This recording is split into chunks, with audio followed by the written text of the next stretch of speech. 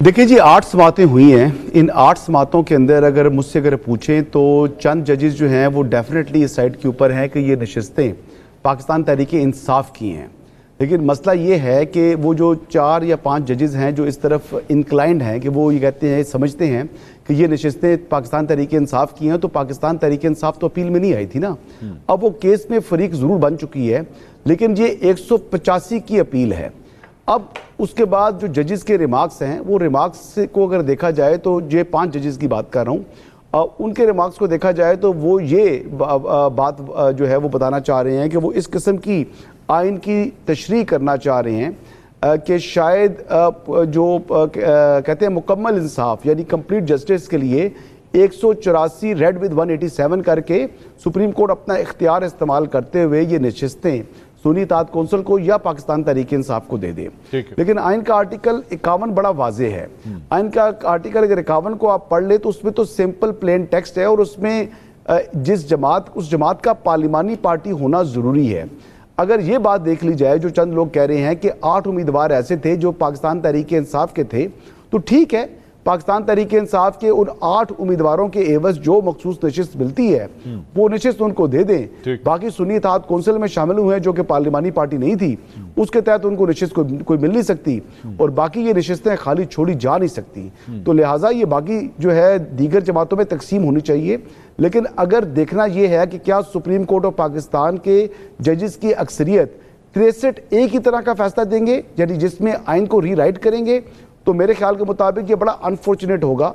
आइन को रीराइट करने का इख्तियार जो है वो सिर्फ जो है वो पार्लियामेंट को है और अदालतें तशरीह के नाम के ऊपर अगर आइन को रीराइट करती रहीं तो फिर आईने पाकिस्तान का भी अल्लाह ही हाफिज है। सो बेसिकली आपकी राय ये है, आपकी नज़र में जितनी भी आपने प्रोसीडिंग्स देखी, 7-8 लोगों की तनासुब से जो नशिस्तें बनती है वो तहरीक इंसाफ को मिल जाएं और बाकी सुन्नी इत्तेहाद कौंसिल को कम से कम कुछ नहीं मिलेगा, तो फिर आपकी राय में तो ये सारी सीटें जो बाकी रह जाएंगी ये मुस्लिम लीग नून, Pakistan Peoples Party, JUIF, MQM उनमें बढ़ जाएंगी फिर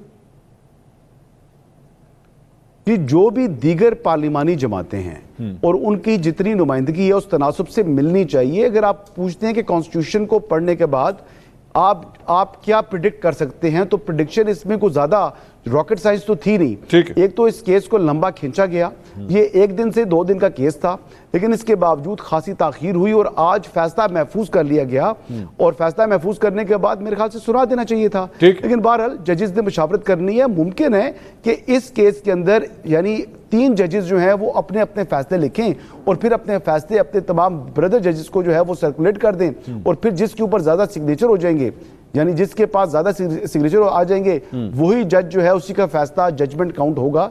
अब देखते हैं कि ये क्या जो है वो रुख इख्तियार करता है, लेकिन बजायर मुझे एक फैसला आता दिखाई नहीं दे रहा जिसमें यानी स्प्लिट डिसीजन आपको लग रहा है। ये बेसिकली 2 जो है वो जजेस के ग्रुप के अंदर स्प्लिट होता है या 3 के अंदर स्प्लिट होता है, ये आने वाला वक्त बताएगा। अजहर साहब, इस सारी चीज के अंदर एक आज रिमार्क जो आया बेंच की जानिब से वो ये था कि जनाब सुन्नी इत्तेहाद कौंसिल ने, एक जज साहब ने कहा कि जनाब सुन्नी इत्तेहाद कौंसिल ने कंटेस्ट ही नहीं किया इलेक्शन, 0 इज इक्वल टू 0। जब आप मौजूद ही नहीं थे, मैदान में नहीं थे, आपने रेस ही नहीं लगाई, तो फिर आपको इनाम किस बात का मिले? इसका क्या जवाब देंगे आप? बड़ा सीधा सा जवाब है, चूँकि हालात और वाक़यात सामने है ना। हसन अयूब ने तो सुप्रीम कोर्ट का जजमेंट सुनाने की कोशिश की है, मैंने उनकी राय है जजमेंट नहीं, वो तो उन्होंने कह दिया कि अल्लाह ही हाफिज है ना आइन का। तो मैं ज़रा उस पर बड़ा हैरान हुआ हूँ।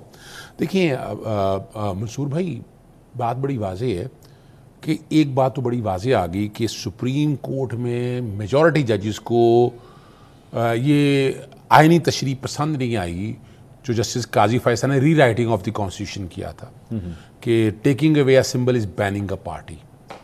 और उसका सबूत बड़ा सीधा सा है कि पाकिस्तान तहरीक इंसाफ जब सिंबल ले लिया गया, मैंने भी नॉमिनेशन पेपर दाखिल कराए थे, पार्टी टिकट जब लेके गए ना तो पार्टी टिकट तो वसूल ही नहीं किया उन्होंने।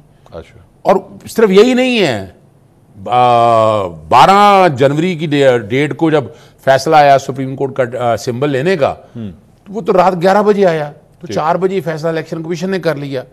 फिर अगले दिन एक फैसला और आया था इलेक्शन कमीशन का 5 मेंबर का। उन्होंने कहा कि आप जब तक एक सियासी जमात से इस्तीफा नहीं देंगे दूसरी सियासी जमात में आप जा नहीं सकते। ठीक है। यानी वो नजरियाती को भी रोक दिया गया।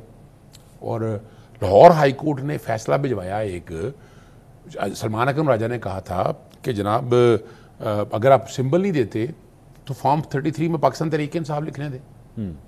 इलेक्शन कमीशन ने वो फैसला रद्द कर दिया, उन्होंने कहा नहीं। ठीक, अच्छा, अब सिंपल सी बात है, पहले तो ये नहीं मानते थे, लेकिन नॉमिनेशन पेपर में एक चीज़ तो बड़ी वाज़ेह तौर पर आ गई है। 3 पॉसिबिलिटीज़ मैं आपके सामने रख रहा हूँ। ये खुश ख्याली या खुश फहमी होगी जमहूरियत पे शुभ शब खून मारने की कि प्रोपोर्शनेट आर्टिकल 51 और आर्टिकल 106 पढ़ लें, प्रोपोर्शनेट मिलनी है जितनी सीटें आपने जीती हैं, ठीक, तो उस हिसाब मुताबिक जुस्सा मिलना है, अगर देंगी तो पूरी दुनिया में मजाक उड़ेगा अपनी जगह। अब इशू बड़ा सिंपल सा है, सियासी जमातें लेने आ गई सीटें और वो उसका जवाब नहीं दे सका इलेक्शन कमीशन कि बाप की कोई सीट नहीं थी, बाप को बाप वालों ने सीटें ले दी।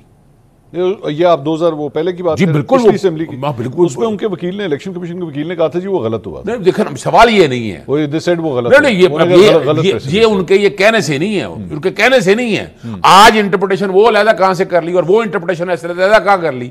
अब ये बात बड़ी सिंपल सी है, इशू सिंपल सा ये है कि अब आइन ने क्यों गुंजाइश रखी है कि आज़ाद लोग हों वो पार्टी में एक ज्वाइन कर लें। ठीक, इलेक्शन कमीशन ने जब आज़ाद उम्मीदवार ज्वाइन कर रहे थे पाकिस्तान सुन्नी इत्तेहाद काउंसिल को, रोका क्यों नहीं?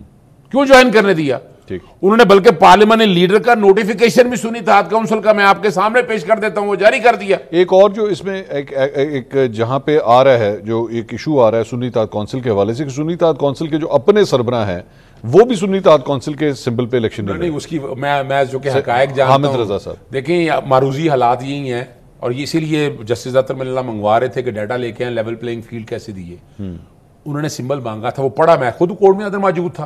उन्होंने कहा मुझे बल्ले का इंतखाबी निशान दे, नहीं देना आपने, मुझे पगड़ी का निशान दे दें। पगड़ी का निशान 6 तो निशान बदले। तो ये जो आप कह रहे हैं ना, जो लेवल प्लेइंग फील्ड के हवाले से, अगली बात बड़ी सिंपल सी है, 3 पॉसिबिलिटीज हैं और पाकिस्तान तहरीक इंसाफ में फरीक बन चुकी है। सुप्रीम कोर्ट ने पहला जो फैसला दिया है ना, वो फैसला मैं रिवर्स होता देख रहा हूं। अच्छा, लेकिन चूंकि रूल सिंबल वाला, यस, रूल 94 कहता है ना कि मखसूस नशिस्तें जिसके पास सिंबल नहीं है, मखसूस नशिस्तें उसको नहीं मिल सकती। ये भी मौजूद है। अब यह क्या होगा कि सुन्नी इत्तेहाद काउंसिल को पार्टी के तौर पर माना जाएगा और कहा जाएगा ये रिजर्व सीटें उनकी है। दूसरी पॉसिबिलिटी क्या है कि पाकिस्तान तहरीक इंसाफ के चूंकि नॉमिनेशन पेपर दाखिल किए थे, उन्होंने जो इलेक्शन नहीं लड़ने दिया, उनके चाहे 6 लोग आ गए हैं, पाकिस्तान तहरीक इंसाफ आ चुकी है, आज़ाद उम्मीदवार ज्वाइन कर सकते हैं उनके अंदर, क्योंकि उन्होंने रिजर्व सीटों के लिए नॉमिनेशन पेपर भी दाखिल किए हुए हैं, चीजें भी सारी दी हुई हैं। थर्ड पॉसिबिलिटी वो है जो मैं समझता हूं वो रीराइटिंग ऑफ द कॉन्स्टिट्यूशन होगा कि जनाब आर्टिकल 63 में रीराइटिंग ऑफ द कॉन्स्टिट्यूशन, ये रीराइटिंग कॉन्स्टिट्यूशन होगा कि आप वो जो पेशावर हाई कोर्ट ने कहा है कि जनाब वो सीटें दे रहे हैं उन सियासी जमातों को जो इलेक्शन कमीशन ने कहा। ठीक है, मैं